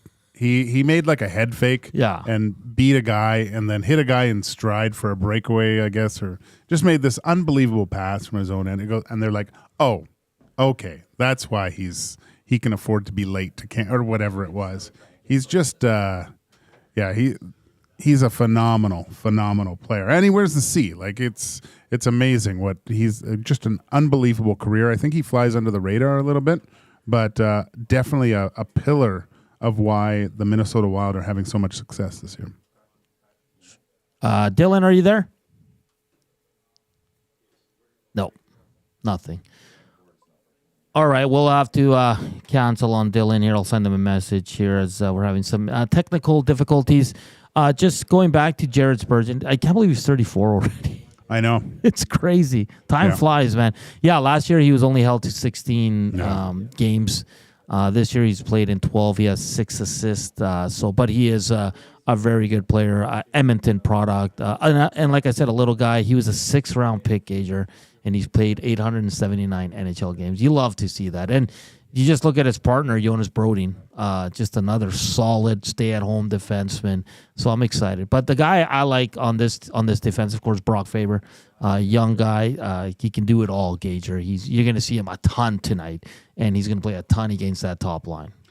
I'm pretty sure I played against, or maybe he's related, but Jonas Brodin, he's from a town in Sweden called Karlstad, is where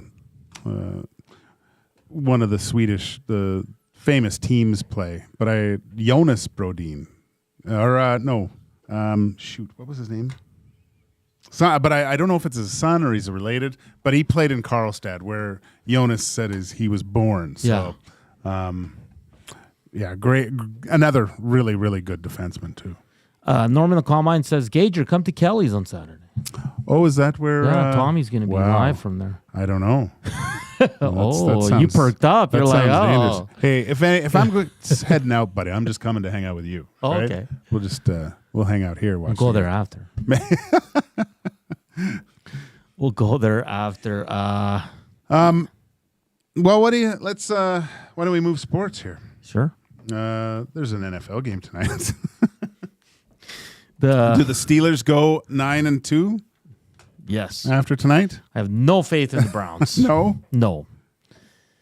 8-2 for the Pittsburgh Steelers, eh? Unreal. Who could have, I couldn't believe they won against the Ravens. How, when you look at the Cleveland Browns and you look at struggling franchises, and I think for me, Gager, since I was a kid, they've been bad. Oh, yeah. With a few good seasons mixed in between. The last time I think I remember them being good was when Bernie Kosar was their quarterback. That's a long time ago, man. That's my buddy Swain's favorite quarterback. Yeah. Is it? Yeah. Or Testaverde. But they were both there together. Yeah. So, and they left too for a while, didn't they? And then they came back. Yeah. Yeah. So they just cannot get it right. It takes a movie to get that stuff right in Cleveland. It's like, and you talk about a fan base that suffered. That's one, man. They just can't, because they go out and get a very controversial quarterback. Why? Whatever. We don't need to talk about that. No, but they pay him a lot of money. Now he's out. But even when he was playing, they were terrible. And he was terrible. Yeah, that's what I mean. And then they have really no other answer. They have their defense was supposed to be really, really good. And sure, kudos, you can give them some, but they have no offense.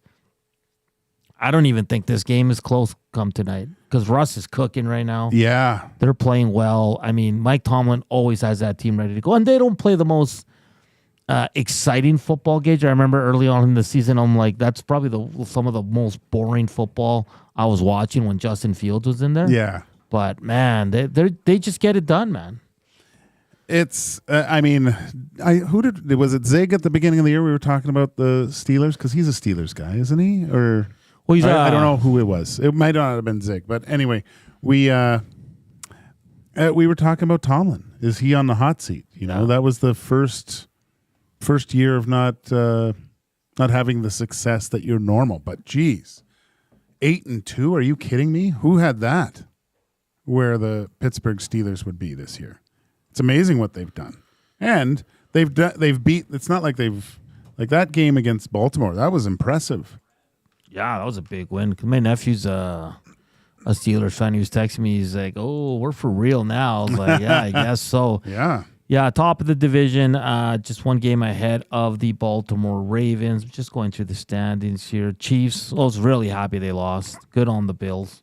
But the Chiefs, they were due because they were winning some games that they shouldn't have won. Yeah, that's just the reality of it. They were winning those ass backwards. Yeah. Oh, yeah. My Niners stink. But you know what's good about the Niners? Seahawks and Rams are 5-5. Cardinals are 6-4. So they're right there. Like they're all within a game. So, and then the Lions keep rolling at 9-1. And then the NFC South is pretty sad. The top team is 6-5 in the Falcons, Gager. So it's getting down to crunch time. There's nothing better than those Saturday NFL playoff games. Yeah, I know. During like December, January. I absolutely love those games because you're just cozy in your home with some wine. There's always wine in your house. So I think it's going to be... Hey, and if you want to hang out with LTE, go down to the Century Casino. Century Casino tonight. Watch what that game entails. It's... who knows, man? Like, it's such an emotional victory going up against, the Ravens, I think. And, yeah. And Mr. Jackson, as Tomlin was saying it, right? So there could be a little bit of an emotional letdown. Could be. But it's always good to, like, when the Oilers go into the intermission, I always flip into the Thursday night game and get a feel for what's going on. But I don't think many people are taking the Browns tonight. I don't. I didn't. No. Did you make a little parlay? I sprinkled. Yeah. Did you go with the Dusties? Did they make one? I actually. Yeah, no, I did. I believe. I'll check, but I took the Coolbet partner parlay today. Phyllis checks in, and she's giving us a thumbs up. We're at 70 gauges. We're only 30 away, 25 minutes to go here on the show. Not a lot of Kasperi Kapanen fans, I guess, eh? No, I guess no one wants him to succeed as an Edmonton Oiler. For a European player, I thought his English was fantastic. It's kind of like Leon. You can't even tell. Well, yeah. Well, Leon was here as junior. Yeah, that's right? a good point. Yeah. But usually, especially with Finns, you can definitely hear an accent. I'm going to look at, did Kapanen come over as a kid? Did he play major or college maybe? I don't know. I can look that up. Yeah, so usually that's the case. You know who it was kind of weird talking to him because he had basically no accent. It was Nicholas Lidstrom. Oh, yeah. Because when I went over when I played in Sweden, I spent some time with Tommy Salo at his place, and they're from the same town called Västerås in Sweden, and they had the big party, and obviously Tommy and him had a bar there, and I was talking to Nicholas, and he came over, and all these Swedish people, they're all speaking Swedish, and they all have accents, but he came over and said hi, and I was like, but then he goes right into speaking Swedish, but he was just perfect, like you couldn't even tell that he had an accent. That's crazy. Yeah. Because that's like Leon. Leon sounds like Canadian. No, yeah. Yeah. And there's a lot of players like that, though, Gager. A lot of players that pick up the language super, super well. And Kapanen did not play junior North America. No. Okay. He came from the SM Liga. Kalpa. So that's SM. Yeah. and then Wilkes-Barre, and then to Toronto. Oh, okay. And that's kind of how his pro career got started. But we have to give out the keyword for today for the EST flyaway to LA. Get your phones out. Get ready to text 780-218-9999 as the keyword for the EST Flyway to LA is proudly presented by the 780. The 780 is a homegrown local shop right here in Edmonton. 780 is both the shop name and their in-house clothing brand that celebrates all things unique to E-Town. They also work with close to 100 local vendors from the 780 area code to help promote and get their brands off the ground. Check them out online at 780.com or at any of their 5 locations at Southgate, Londonderry, Kingsway, St. Albert, and the Outlet Mall by the airport. And today's keyword, Gager, do you want to take a guess? Player, hint, player. Player. That's Tom Gazzola. The keyword for today for the EST Flyaway is Leon. Leon. Leon. Text that into 780-218-9999, and Zach will pick a qualifier. Up next, we'll close out the show, and we'll tee you up for the Reed Wilkins Show. Reminder that at 6 o'clock, it will be the Oil Stream pregame show with Tom Gazzola, Matt Cassian, and myself. We're back after the break. It's EST Afternoons, Joaquin Gage, Hernan Salas. But first up, a sports update with Zach.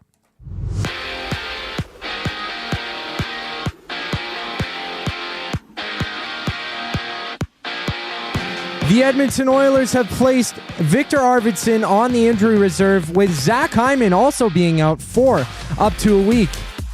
And with the injuries, the team has recalled Caggiula and Josh Brown from the AHL, while Kasperi Kapanen gets set to make his Oilers debut tonight against the Wild. You can catch Tom Gazzola and Hernan Salas for the GCL Diesel Oil Stream pregame show at 6 o'clock, with the show live on location at Hudson's Canada's Pub on White Ave. Tune in only on EST. And also on the ice, it's the Flames, Rangers, Devils battling the Hurricanes, and the Senators dropping the puck with the Golden Knights with 10 games around the NHL. The Edmonton Elks have been granted permission to speak with former BC Lions head coach Rick Campbell. And for Thursday night football action, the Browns go at it with the Steelers, where you can join Lieutenant Eric down at the Century Casino Sports Bar and Lounge on Fort Road for the action. Just after the break, we bring up our qualifier for the EST Flyway to LA. I'm Zachary Kubusch, keeping you in the loop.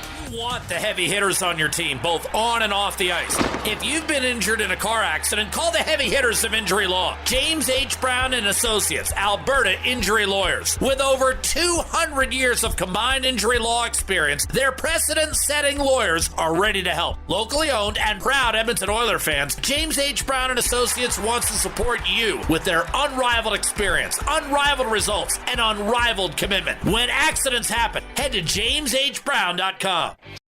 It's just another mass, low-budget local shop. Homegrown right here in Edmonton.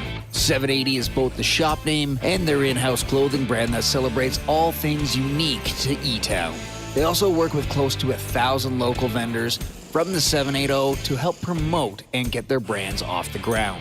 Check them out online at 780.com or at any of their 5 locations at Southgate, Londonderry, Kingsway, St. Albert, and the Outlet Mall by the airport. Looking for a winning strategy for your retirement? Contact me, Joaquin Gage at K4 Financial, where expertise meets dedication. I will always look for your retirement, ensuring your financial future is secure. From tailored strategies to clear, actionable advice, I'm here to guide you every step of the way. Don't leave your future to chance. Get in touch with me, Joaquin Gage, today at k4financial.ca or email joaquin.gage@k4financial.ca to start planning for a brighter future and a more secure retirement.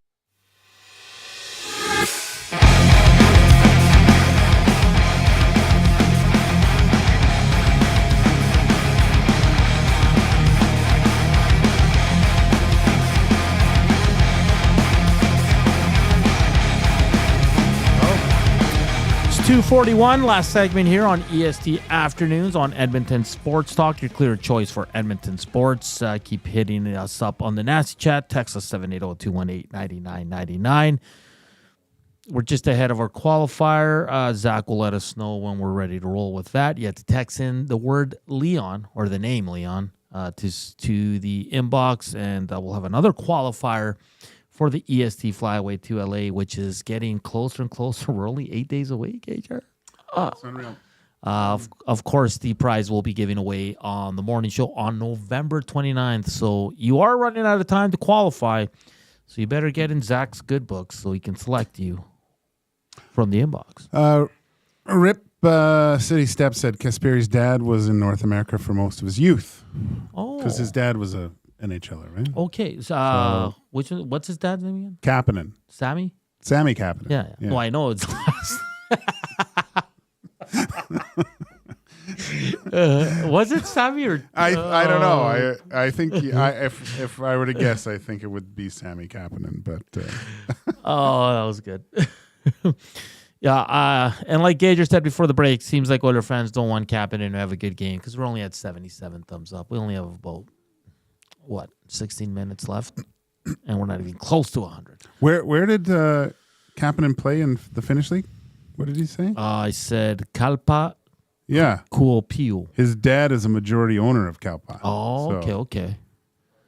He's like the Zach Hyman of Finland. Oh, sorry for that story. Oh, boy. You have a prediction for tonight, Gager? I saw someone, 4-2 Wild, I would say. Yeah, I'm going the same way. Not the same score, but I think this is going to be a wild game. No pun intended. Jeez, you're on fuego today. Yeah, no, I don't know why. I don't know the reason why. When you come off a road trip and you come home and that first game seems to there's lifeless. Yeah. And look, you can't sleep on this. They're going to feast if they're not ready to play. Oh, yeah. This first period is so big tonight. Oilers have to for the Oilers to win, if they're not tied or have the lead after the first, there's no chance, I think. This game is done. Yeah, I know. The Oilers got to be ready to go. This team dominates them usually. They put in a solid effort. They just don't rely on their skill. They're going to be right in your face. They're going to make the defense and make plays. It's tough though because the Oilers are with 3 regulars and big regulars. Yeah, like they're not fourth line guys or third pairing guys. Like No. they're missing 3 key players on their team. Mm-hmm. So it's going to be interesting. The power play for Minnesota right now sits at 20% and their PK at 76.2. So overall, not great numbers on the special teams. The Oilers are at 17.3 on the power play, which is still pretty low. And they still have the worst PK in the league, 68.6. But they haven't given up a power play goal in, I think it's 4 games now, 4 or 5 games. Yeah, no, Gager. it's coming around. It's coming around for sure. And like Gager said, as wonky as this season has been at times for the Oilers, they're 3 points back of top spots in the Pacific. So it's one of those things where this season just doesn't make sense right now. But this is going to be a very tough game. I think Gager and I both picked the Oilers to lose. We can't pick them to win every game. So no, Zach, we're good to go. Yep, we're good to go with Kevin. Kevin, how you doing today? Good, and yourselves? Pretty good. If you win this trip to Los Angeles, who would you be taking with you? Probably either my son or my wife. Oh, okay, perfect. Of the 3 games you would get to watch, you would watch Clippers Warriors from the new Intuit Dome. You'd watch Rams Cardinals and the Edmonton hockey team in either LA or Anaheim. Outside of the Oiler game, obviously, which other game would intrigue you the most? Probably the NFL. Oh, really? Nice. Do you have an NFL team? Not really. Just kind of watch all of them. Okay, so it'd be quite the experience. So to watch Rams Cardinals, and that division's wide open, so it's going to be probably a very important game as well. All the best. Just a reminder that the prize will be given away on the morning show on November 29th, so be sure to tune in for that. All the best, and hopefully your name is called. Great, thank you. All right, there we go. Our next qualifier for the EST Flyaway to LA, which is proudly presented by the 780. Check them out online at 780.com or at any of their 5 locations: Southgate, Londonderry, Kingsway, St. Albert, and the Outlet Mall by the airport. Gager? What? Just gonna Van Owen says, Gager, how do we choose between the Oilers game and FP1 tonight? Because it's in Vegas, so it's in Vegas. normal times. Yeah. I love it. It's crazy. Is it? I apologize. I haven't even looked at the actual timing for when the race starts. Geez, you're right. Starts in 4 hours, 43 minutes, and 32 seconds. 2 screens today for Gage. Yeah, it's going to have to be 2 screens for sure. I hear the people of Vegas just hate this race, but I don't care. It'll be interesting. I'm looking forward to it. But, the racing itself, aside from, as long as FP1 isn't like it was last year, where Carlos Sainz blew the competition. No, the cover, the manhole cover off the road, and it hit the bottom and just destroyed the bottom where it cost a lot to fix that. I think. Really? Yeah. So wow. We got FP1 at 7:30 tonight, and actually we got practice 2 because this is. Wait a second. Yeah, they're. God, thank you for whoever said this. I wouldn't even have known. It's a busy night for me. Holy smokes. I just assumed it was going to be the same kind of format, not because I guess they're having the actual race on the Saturday. You don't get the practice on like cable though. You have to have like the F1 channel, like the practice. Oh yeah, you'll get it. It should be on TSN. Yeah. Oh, okay. Yeah, I'm pretty sure. Oh, okay. Yeah. They might have. I don't know if their jets leaves all that stuff. I don't know. One can hear me. Yeah, Maddie was just giving us what's going to go on. I you know what? I think a part of this is too why of this time, because look, these guys talk about blowing through time zones, and they don't know which way they're going probably at certain points throughout the year. Tommy wouldn't do good in F1. Oh my gosh, Tommy crashed so much because he'd fall asleep at the wheel. Because they have to go back to the desert for the final 2, right? Yeah. So maybe just getting them on this kind of schedule helps a little bit more. And to me, it seems like they're catering more towards the fans in Europe and stuff like that. So they got Vegas this weekend, then the Qatar, then Abu Dhabi. Yeah. And that wraps up the season. Max can win it all this weekend? Basically, if he wins, and I think if Lando... Yeah, if he wins, it's done. Okay. Good stuff. I rarely watch practice. I like qualifying and then the race. Like practice to me. I love practice. Do you? Yeah. Well, you don't know I like the cat and mouse game sometimes, more so in the beginning of the season, and you don't know how much they've turned up the power units of certain cars. I usually kind of look at obviously the top guys and see what they're doing. But you can kind of tell if they're going on long runs or light runs, so less fuel in the tank or more. Tire compounds, what type of downforce. It's really interesting this race because it's a huge straightaway right down the strip. Not too many turns in this one. I don't know. We'll see how the cars are set up. But I really enjoyed watching the race last year in Vegas. It was good. So I'll give you a little schedule here. Practice 1 today at 6:30. 7:30. 7:30. Sorry, I'm going Pacific because they're an hour. Practice 2 at 11. Yep. Okay. And then tomorrow, practice at 7:30. Yep. And then qualifying at 11. And then the race goes at midnight on Saturday. Yeah. Awesome. Well, yeah. 11 on Saturday. Here, 11. this time. Sorry, 11. Man, my time. Tommy struggles with the time change. I struggle with reporting on time. Yeah, it's okay. I'm kind of cheating because I can set my F1 thing to my time. Okay. So that's the only reason. Or I'd just be saying, yes, buddy, you're right. So I'm looking at this track and it doesn't look that difficult.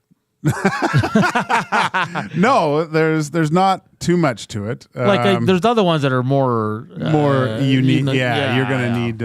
but it is a street circuit too, right? So there's not... you got to make sure you don't run into the walls and certain things and stuff. This is why watching practice is kind of fascinating to me, because then you don't really... you see how it's a new track You know, only a handful of guys have been on it before. Most have been in the simulator, and they know the term, like they've memorized everything. But last year there was I don't think there was a lot of issues with. I think they resurfaced some areas, but not this year. I'd have to make sure. But yeah, look, this is. Don't sleep on Vegas. I know it's kind of... Wasn't this race last year a bit of a crapshoot? It was, well, they thought it wasn't going to be that successful because they at first, I looked to see what it would cost to go to this race. Yeah. It was stupid. It was you would have to sell everything to go to this. And then, so no one went. And then, so close to the race, they started just dropping all these prices. And then the fiasco of Free Practice 1, where... I guess to get everyone into a certain area, you have to. There's a lot of bells and whistles and things that have to get done, but then after, because it was a pretty cool opening ceremony, it's like they had bands and stuff like that. But afterwards, they just people were going there and go, no, you can't come, you got to go back, and so people were pissed at that. So it's like people said when they first announced Vegas, and everyone asked, "Are you going to Vegas? Are you going to Vegas?" And true F1 fans said, don't go last year. Wait till at least this year, even the next year, if they're still going to be in Vegas, which they are, I think, till 2028. Because they'll have all the kinks ironed out by then. Nice. Big Uke says, but once the money starts coming in, the residents will get over it. Talking about. Oh, yeah. He said he also put they learned a lot from last year. Oh, gosh, yeah. So... This will be a completely different ball game tonight. We gotta go to Montreal. My nephew went to the Grand Prix there 2 years ago. So it was amazing. Yeah. Yeah, Vinny Desharnais was talking to Tony Gazzola and said how he's from there, but he actually went and experienced it. Said it was amazing. That's so cool. Yeah. I mean, Monaco would be amazing, but like you said, you'd probably go broke after it. yeah. Oh, Monaco, yeah. I'd have to have water wings and just wait in the water. 17 away from 100 thumbs up. Let's get there. We only got about 3 minutes left. Can we do it in 17 minutes? And we're doing it today for Kasperi Kapanen's debut with the Edmonton Oilers. He'll be... Jody's asking about some line combos. I'll give them to you once again. Podkolzin with McDavid and Draisaitl. Then you'll have Skinner with RNH and Kapanen. So Skinner no longer in the bottom six. He wasn't last game either, but he's getting another look there. Janmark with Enrique and Brown. Caggiula with Ryan and Perry. And defensively, it's going to be Ekholm Bouchard, Kulak with Stetcher, and Dermott with Emerson. Looks like Nurse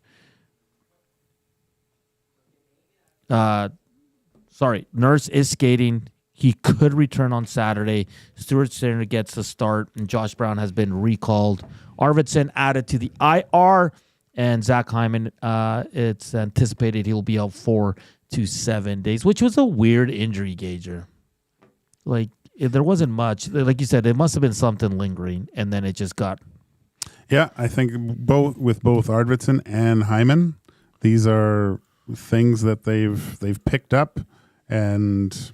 There's been management of them, but it's gotten to the point which I like. You don't want to get in the same situation where Evander Kane was in. Yeah. Where you were like, okay, it gets a little bit better, and then there's always a setback. So it's like 2 steps forward, 3 steps back. It never got any better, and it just got to the point where, he couldn't perform it at the level that he's capable of, or at a level that's really helping out the Oilers, but. I just see our buddy Tim Haraney had a good sit-down with Charles Leclerc in Las Vegas. We'll have to ask him about how I'm trying to get his partner on his podcast on. Yeah. So I reached out to him about a month ago or so, and he goes, yeah, anytime. Yeah, because he responded after our show. Yeah. So I've reached out to him. Crickets so far. Yeah. So hopefully we can have someone on to talk F1 because it is a big race. It's in Vegas. I know what it's like. It's like when I phone Trev. It is. Or when I asked Trev to join our show and he big times us. Bone says the Oilers are undefeated in the Kapanen era. That's very, very true. And then Vic says, didn't they have a manhole cover dislodged under a car when it went on a practice run? Gage already brought that up. Yeah. It was Carlos Sainz. Carlos Sainz's car. Yeah. And that's where all the stuff is. Like the floor is. So important, right? That's crazy. Portions of this hour brought to you by the Canadian Brew House. NHL lives at the Canadian Brew House. Every Oilers game day, get $1 off tankards of Molson Canadian and Coors Light. You can win game tickets and 2 tickets to a surf and turf dinner at the end of the season. Full details at thecanadianbrewhouse.com. Coming up next, it's the Reed Wilkins Show with Jay Milne. They'll have always a fun 3 hours of sports entertainment for you. And your next chance to qualify as well for the EST Flyaway to LA. Following their show, it will be Tom Gazzola, Matt Cassian, and myself for the Oil Stream pregame show as the Oilers get set to take on the Minnesota Wild. We wrap up the week tomorrow. Should be a fun show for Joaquin Gage and Zachticum. I'm Hernan Salas. This has been EST Afternoons. Enjoy the rest of your day. Drive safe. Please get home safe and enjoy the game. We'll talk tomorrow. Ciao. Edmonton Sports Talk delivers a mass audience of key, influential customers to your business, all while you associate your company brand with the biggest names, the hottest sports news, and teams from every league around the globe. It's where fans go to get their sports fix and where our partners find the most loyal consumers. Contact us today and see how our team on Edmonton Sports Talk can score the biggest goals for your business. With various advertising options available, email business@edmontonsportstalk.com or head to our website, edmontonsportstalk.com.